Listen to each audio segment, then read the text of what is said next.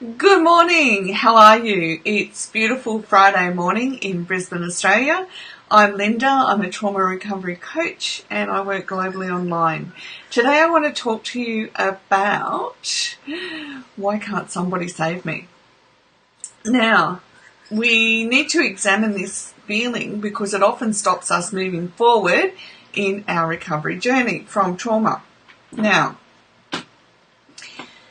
why am I feeling this way? Why does it come and why does it feel so heavy inside of me and actually physically stop me from moving forward in my life? It comes about because there are obstacles in our path in our recovery journey. Now, it's actually deeper than that as well. It's there as an unaddressed need that we have because we didn't experience parenting, okay? We experience trauma, we experience possibly different forms of abuse, we experience neglect, and part of the neglect too is the neglect to raise us as children knowing that life's hard. But we can make mistakes, we're allowed to make mistakes, we can overcome those mistakes, we can do hard things. Pardon me. But when we're not taught that from childhood and have that developed into our brain, so that order of life is an order, so the order in life is that I'm going to feel alive, I'm going to feel wonderful and great, let's power forward, and then there's going to come a hiccup. But then I'm going to overcome that hiccup. And this happened to me this week. All right, so I began to have that whole feeling of coming alive and it felt so good. But because I've been observing what happens in life, I was aware that take hold of this feeling and love every moment of it because there's going to be a hiccup. And sure enough, that night there was a hiccup. Okay, one of my children was going through a bit of an emotional time and the hiccup was we needed to sit down together and work through it. But then I could go back to, we're doing good, okay? We're getting through this and we're doing good. So when we begin to allow ourselves to feel that rhythm in life, we don't need anyone to save us and we overcome that feeling of wanting someone to save us. Now, the other side of this is that we need to teach ourselves how to reparent ourselves because we weren't parented as a child. Now, it can be simple things like how to cook, all right, or how to clean or anything around the home. I came out of my childhood functioning pretty well in those areas, although when it came to cooking and when I left home, yeah, let's just say it took longer. You know, it's the timing of everything to get it all coordinated and together. Yeah, there might have been a bit of a burnt offering that night. You get that. But we learn, don't we learn over time how to put things together? And even in our work, we learn over time how to time everything and put it together. All right? So when this feeling comes, what do I need to address? I need to address, first of all, that it's valid from childhood developmental needs not being met. It's very valid that we're going to feel this way because we don't know. There's so much of that of unknown, and trauma wants us to know and have things in order and to be safe. Okay, so we have to let ourselves know that we don't know. All right, feel safe in that space to know that we don't know. We also need to be willing to take a really good look at ourselves and say, what excuses am I giving myself to not adult today? And that can look very different for each of us. So for where I'm at in my journey, that can look like, okay, I get up, I do meditation, I do prayers, I do journaling, and then I head for gym.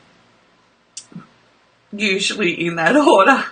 But one morning this week, I was like, sometimes I take an energy powder to help get my body going, all right? Because I know it's not me personally. I want to go and do these things, but sometimes my body just needs the extra oomph. So I did this morning, and I couldn't get the oomph to get going. But here's the thing. It's not about whether I get the oomph to get going or not. It's about recognizing that my body is in that state of not wanting to move, okay? And as soon as I could see that pattern happening of my body actually doesn't want to move, I went, that's it, I'm done, okay? I'm out of here, up, let's go.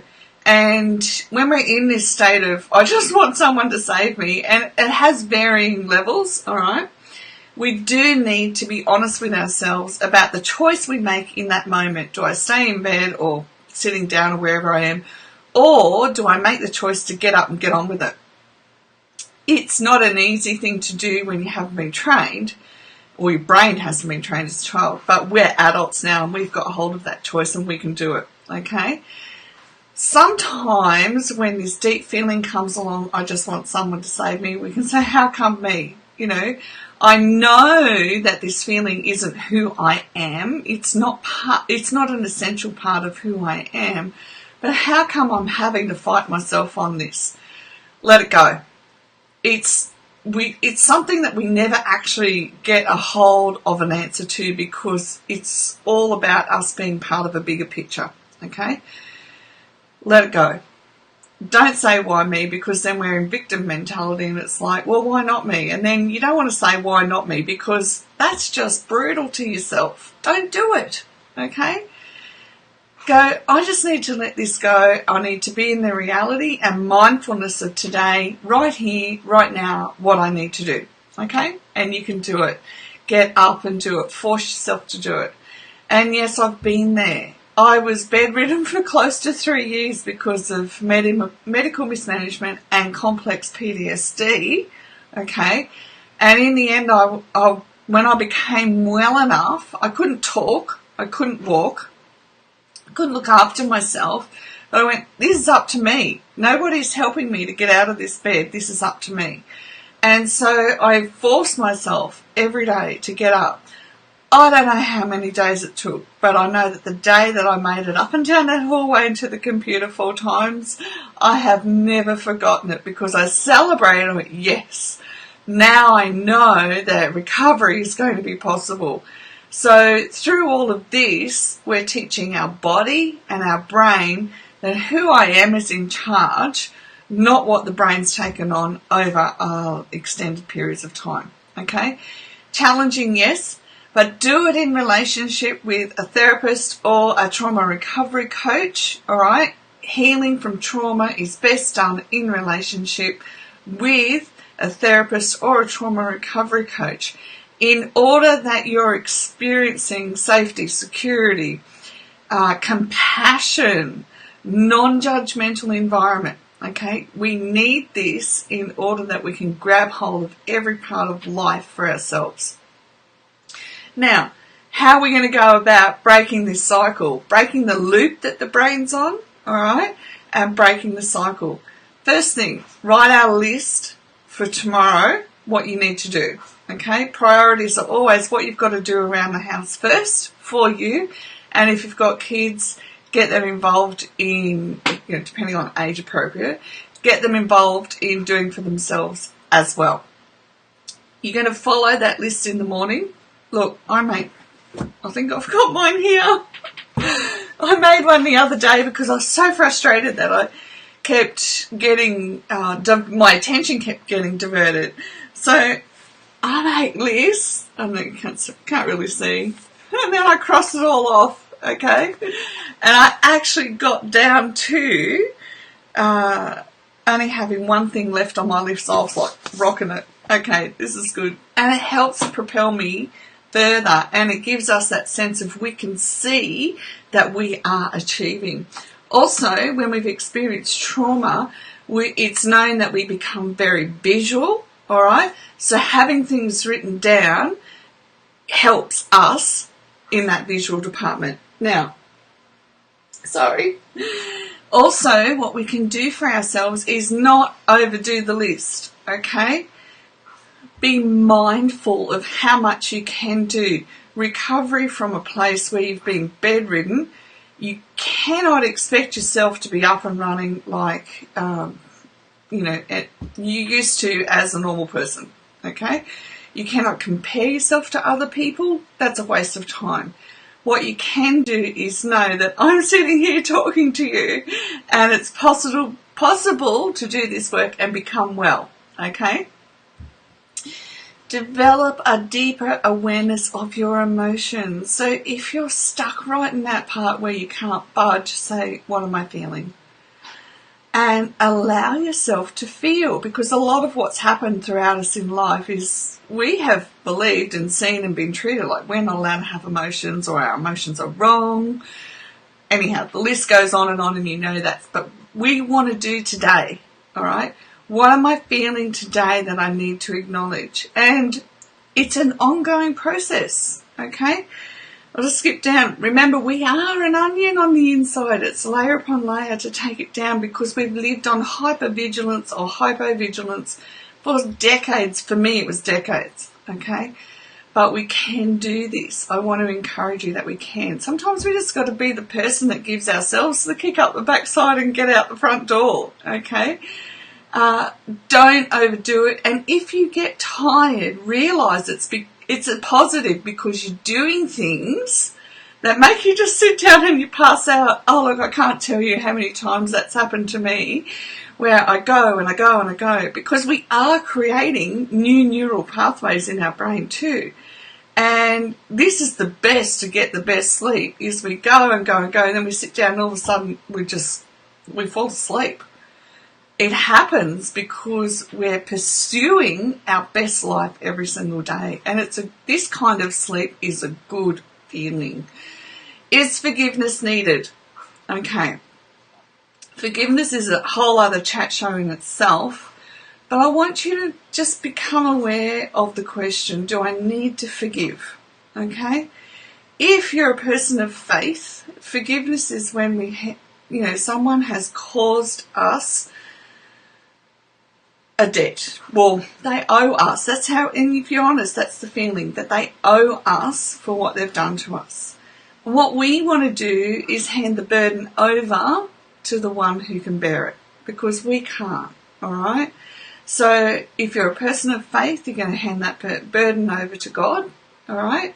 I don't know other spiritual practices, but I imagine there will be something similar, all right? We want to hand that burden over and we want to forgive. All right, we just want to be in a space where no matter what that person has done in our life, we love them no matter what, and we're leaving it up to God to sort out whatever's got to happen in their life. I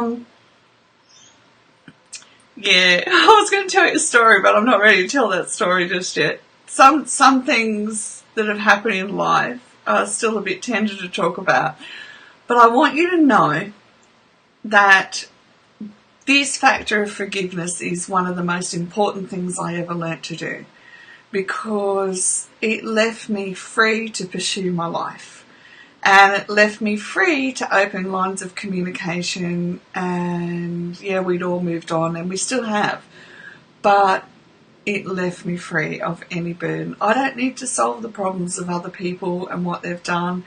And as my favourite quote from Anne Lamont this week is, if people wanted us to talk kinder about them, they should have treated us a lot better. Okay? Have a glorious weekend. We have spent this week talking about quite a number of things. Remember, take notes. Take your notes to your therapist or your trauma recovery coach.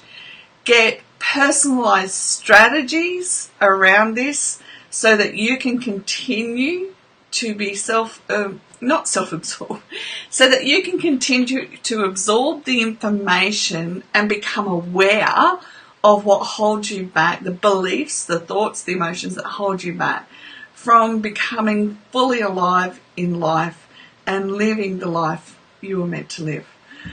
Bless you all. It's great to have you watch, and I will be back next week. And have a good weekend off, okay? Give yourself the weekend off. You deserve it. Bye for now.